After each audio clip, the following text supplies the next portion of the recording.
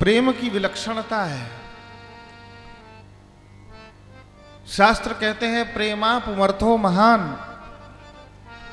भाई चार पुरुषार्थ लोग जानते हैं, धर्म, अर्थ, काम और मोक्ष। ये चार पुरुषार्थ हैं।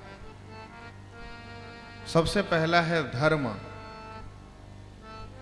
धर्म का पालन करो, अधिक से अधिक धर्म का पालन करो और धर्मानुकूल अर्थोपार्जन करो। दूसरे नंबर पे है अर्थ,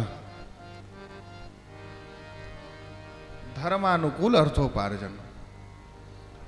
तीसरे नंबर पे है काम, धर्मानुकूल काम का सेवन करो, मनमाना नहीं। हमारी कामनाएं भी धर्मानुकूल हों, धर्म के अनुसार हों, धर्म विरुद्ध कामनाएं नहीं होनी चाहिए।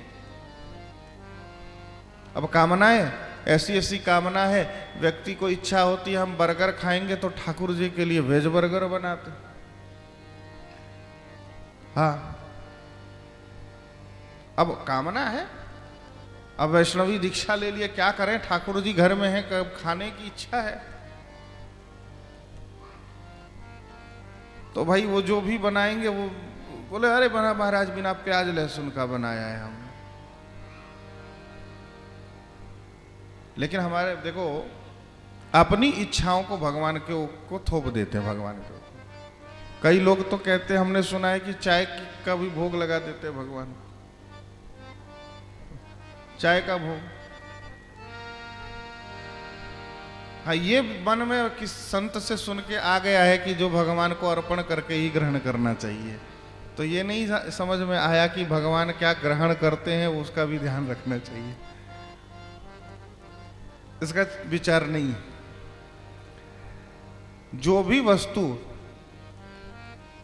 अखाद्य है भगवान, जो शास्त्र में जिसकी मनाही है, यहां तक कि जिसका नाम भी पवित्र नहीं है अथवा जिसका नाम भी अपने देश के अनुसार नहीं है, वो भी शास्त्र की दृष्टि से भोग लगाने योग्य नहीं है, अखाद्य है, ग्राह्य नहीं। कहीं कहीं जानते हैं, अब आप सुनकर आश्चर्य करेंगे कि टमाटर का भोग भी नहीं लगता अनेक जगह पर। क्यों? इसलिए नहीं लगता कि टमाटर का प्रयोग नहीं किया जाता है क्योंकि टमाटर भारतीय फल नहीं है, भारत में इसकी उत्पत्ति नहीं हुई है। और जो भारत में जिस फल शाक की उत्पत्ति नहीं हुई है उसको खाने से भी प्रत्यवाय लगता है, ऐसा भी कहते हैं विद्वान लोग।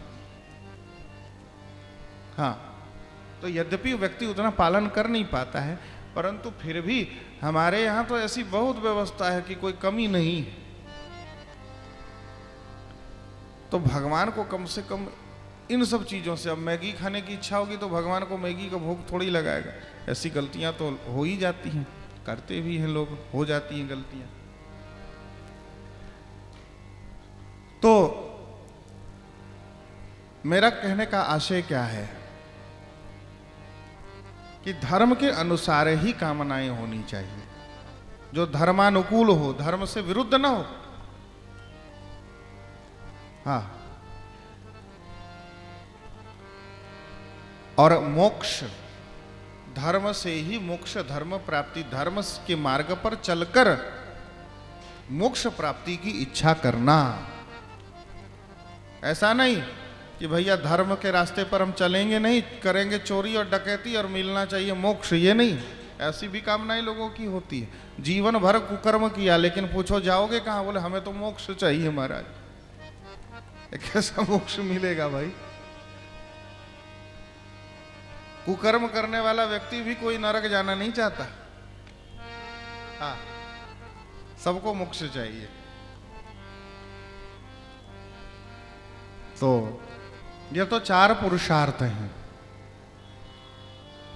और जब पंचम पुरुषार्थ माना जाता है वो भगवान का प्रेम, वो पंचम पुरुषार्थ है। और चारों पुरुषार्थों से ऊंचा है वो, उसका स्थान बहुत ऊंचा है।